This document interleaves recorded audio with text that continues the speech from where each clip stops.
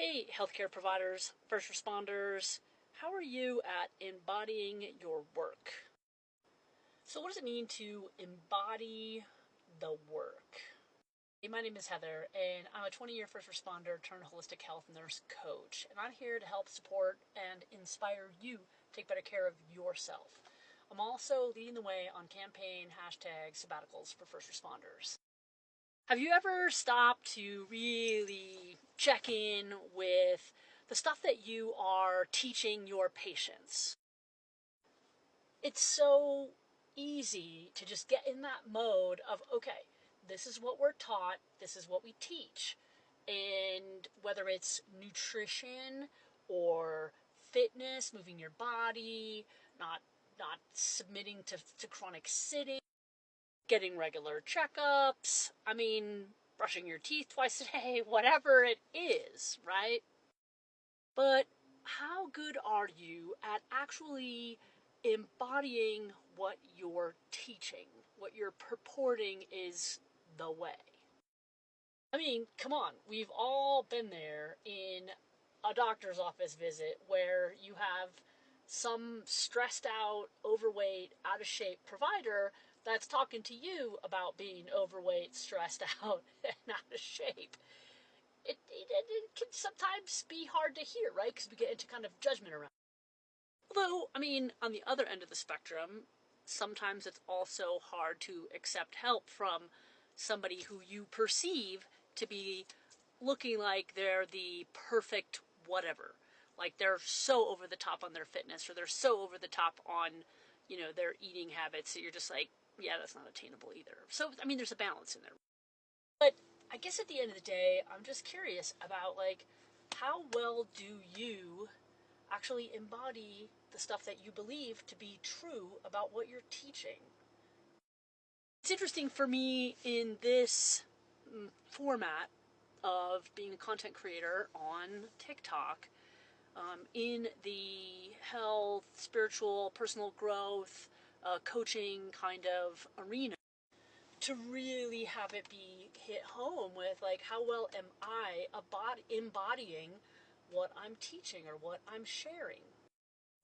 I think it's a really interesting thing to share, to be transparent about, that it's hard. It's hard. It's hard to do.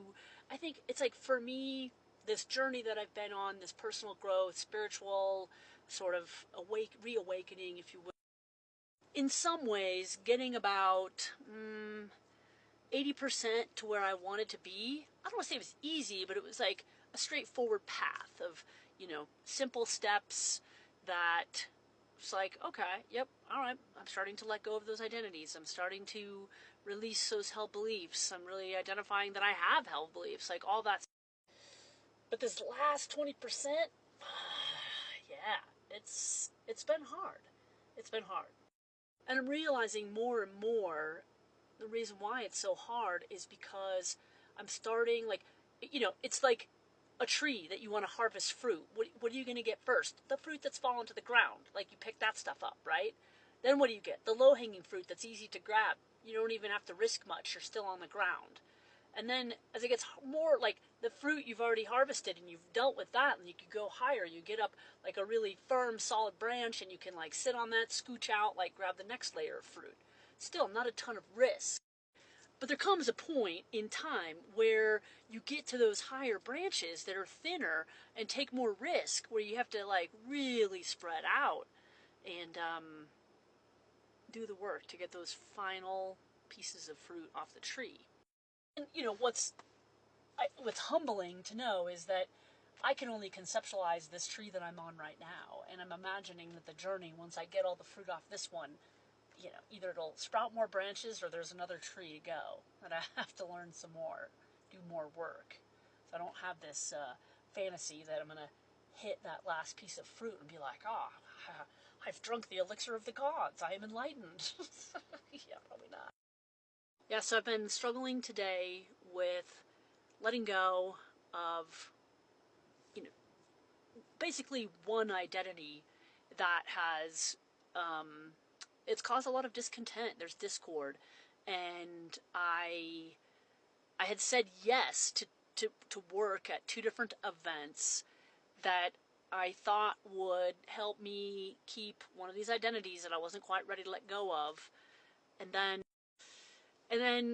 it's crazy because after I did a couple of these videos lately on rescuing, people pleasing, releasing these, things that are not in alignment, and I was like, God dang it. These messages are like for people who find this content, they're for you, but it's humbling to know, in so much as they are for you, they're for me too. Like, truly, the work is never done. There's always chopping wood and carrying water, towards heading to spiritual enlightenment. What's interesting is, you get to this point where you can't unsee and unknow what it's like to be living aligned. Like, that level of alignment brings so much joyousness and easeful, and being out of alignment brings discord. So I know what I need to do, clearly, and I've had a week of clarity around knowing what I need to do, and yet I still have this underlying, entrenched fear of disappointing my former team, or soon-to-be former team, disappointing my, the person that created this opportunity for me, all this stuff. Like, but I'm at this point now where I can disappoint them, or I can disappoint me.